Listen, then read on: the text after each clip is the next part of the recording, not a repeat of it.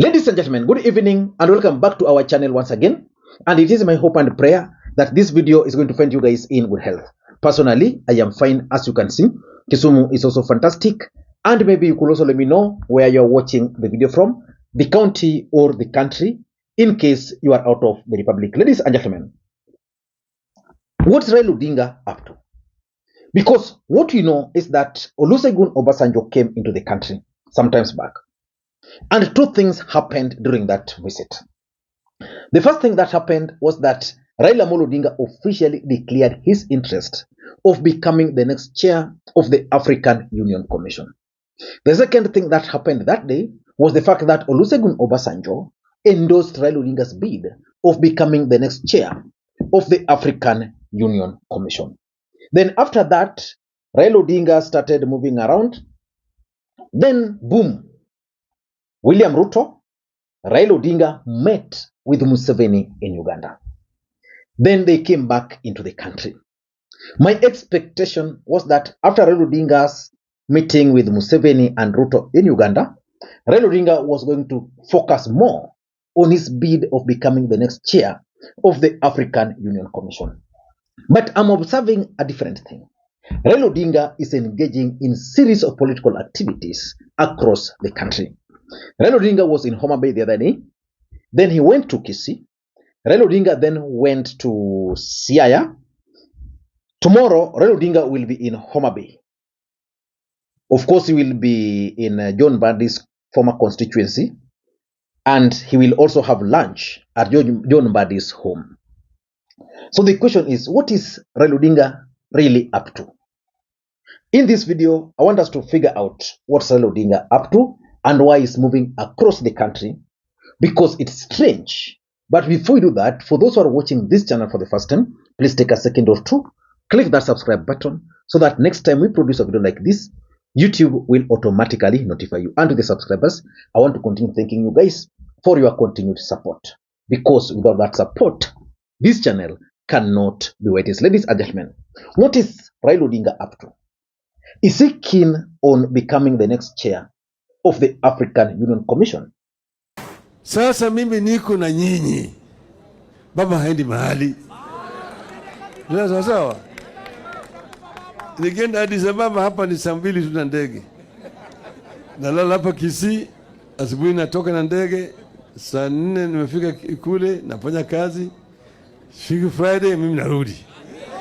Sasa mimi niko hapa. Na mkinitaka kwa kazi ile nyingine yote, mimi niko. Nasema hiyo ikae kwanza, mimi nitakuja kufanya hii wananchi. Sawa. Or is he still keen on becoming the president of the Republic of Kenya in 2027?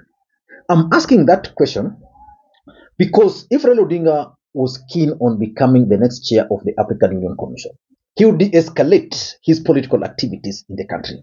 But after meeting with Museveni, Raila Odinga came into the country. Of course, he was in Homa Bay. William Ruto was also in Homa Bay.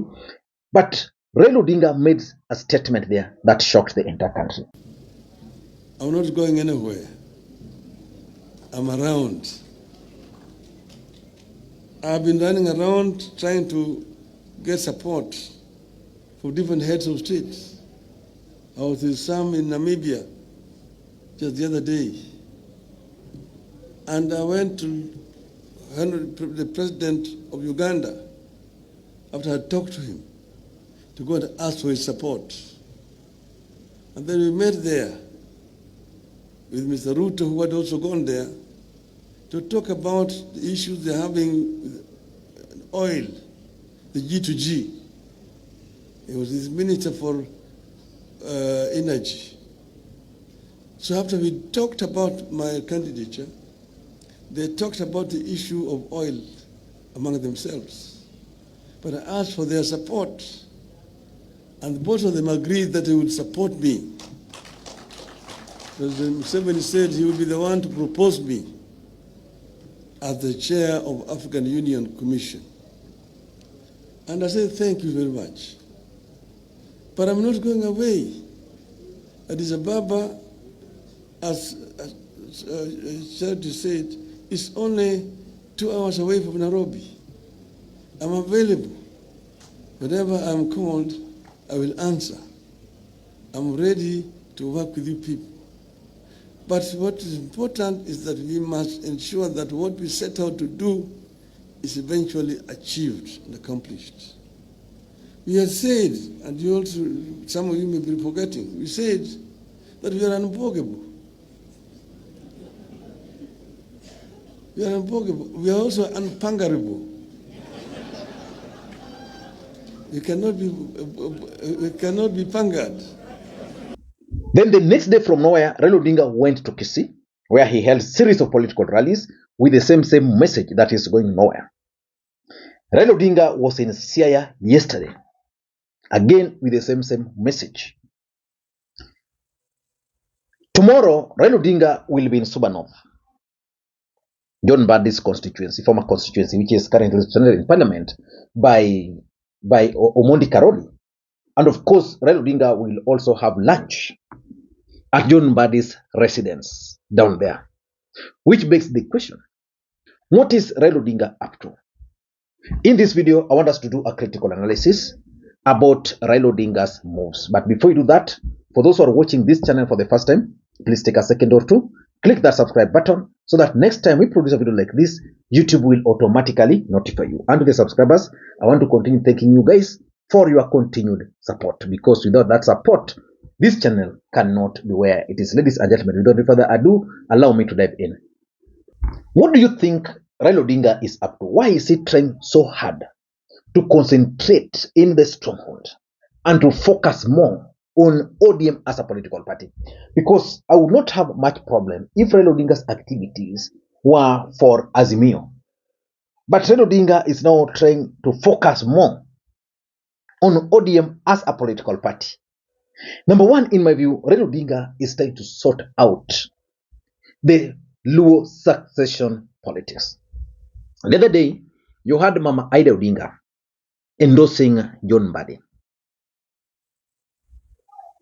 It can't be a coincidence that Raila Odinga is also going to John Mbadi's home. Is it possible that Raila Odinga wants to send a signal to the Luo nation that in case he will be out of the country,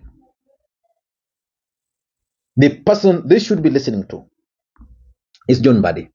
I was talking to someone who is close to Mbadi, and he was telling me that Mbadi already told them that tomorrow he's expecting Raila Odinga to endorse him. And maybe that can explain why Raila Odinga is trying so hard to focus on ODM matters and Luo politics. Because if he were to leave without sorting it out, a lot of confusion is going to emerge. In ODM, several individuals are already eyeing the Luo kingpinship. Babu Owino is there. Opio Wanda is there. James Orenga, I'm told, is also eyeing it. The name of Gladys Wanga is being mentioned. Who else?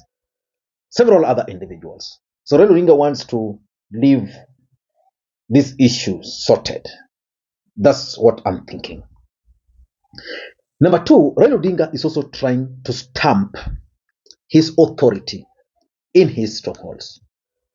That is the Luo nation, the Luya nation, and the coastal region. He started already with the Luo nation.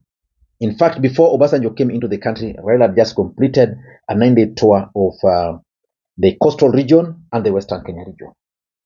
But now, after the announcement, we are seeing him mostly in Nyanza.